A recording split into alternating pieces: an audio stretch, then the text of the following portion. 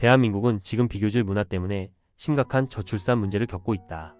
최근 헤럴드 경제에 나온 인스타그램의 탄생, 비교의 저주가 시작되었다는 기사에서 이 문제의 원인을 살펴볼 수 있다. 2015년부터 2016년까지 인스타그램 월 실사용자 수가 1억 명 가까이 증가했다.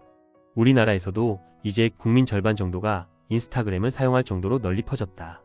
이 시점부터 한국의 출산율은 본격적으로 떨어지기 시작했다. 2015년 당시 합계 출산율이 1.24명이었던 것이 매년 역대 최저치를 갱신하며 작년에는 0.72명에 불과했다. 많은 사람들이 비교 문화가 출산율 하락에 큰 영향을 미쳤다고 보고 있다. 타인을 보면서 자신의 인생을 피곤하게 느끼고 포기하는 분위기가 사회 전반에 퍼진 것이다. 실제로 데이터를 보면 인스타그램의 사용자는 매년 급증해왔다. 2024년 기준 인스타그램 사용자는 2,430만 명으로 5년 전 1,241만 명에서 2배 가까이 증가했다. 이는 한국 인구의 절반 가까이가 인스타그램을 이용하고 있다는 뜻이다. 유튜브를 제외하면 인스타그램이 가장 많이 사용되는 플랫폼이라는 점에서 주목할 필요가 있다.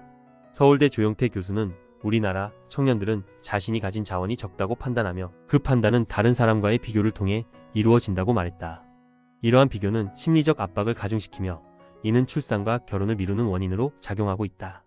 예를 들어 인구 밀도가 높아지면 사람들은 생존 본능 때문에 결혼과 출산을 자연스럽게 뒤로 미루게 된다.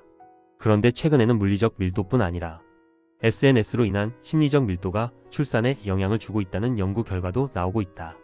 SNS가 촉발한 비교 문화는 사람들의 삶을 더욱 피곤하게 만들고 있다. 전 세계적으로 SNS가 발달하면서 출산율이 떨어지고 있다. 그러나 한국은 유독 더 많이 떨어지고 있다. 다른 나라에서도 인스타그램을 많이 사용하지만 한국처럼 급격히 출산율이 떨어지는 나라는 드물다. 한국은 세계에서 두 번째로 SNS를 많이 사용하는 나라로 알려져 있다.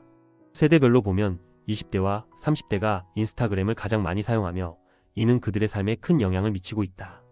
특히 인스타그램은 여성 사용자가 더 많다는 점에서 주목할 필요가 있다.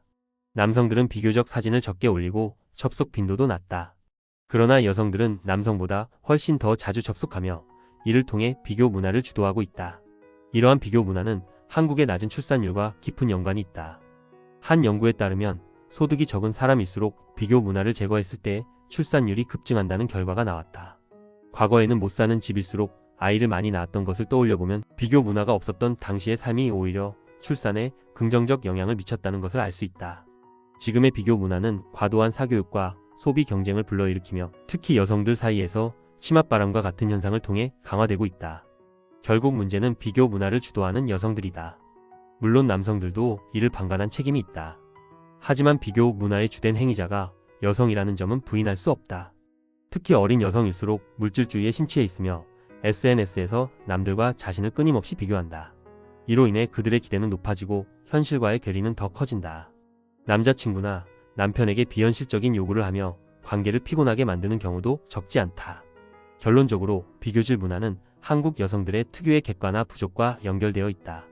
이는 결혼을 미루게 하고 눈만 높아진 상태로 시간을 허비하다 결국 노처녀로 남게 만든다. 일본 여성들은 자기 객관화를 통해 현실적인 결혼관을 가지고 있다. 그래서 그들은 결혼을 일찍 하고 가정을 꾸리며 안정적인 삶을 살아간다. 대한민국 여성들도 자신을 객관적으로 돌아보고 비교를 통해 자신을 평가하는 문화에서 벗어나야 한다. 그것이 결국 자신과 사회 모두를 위한 길이다.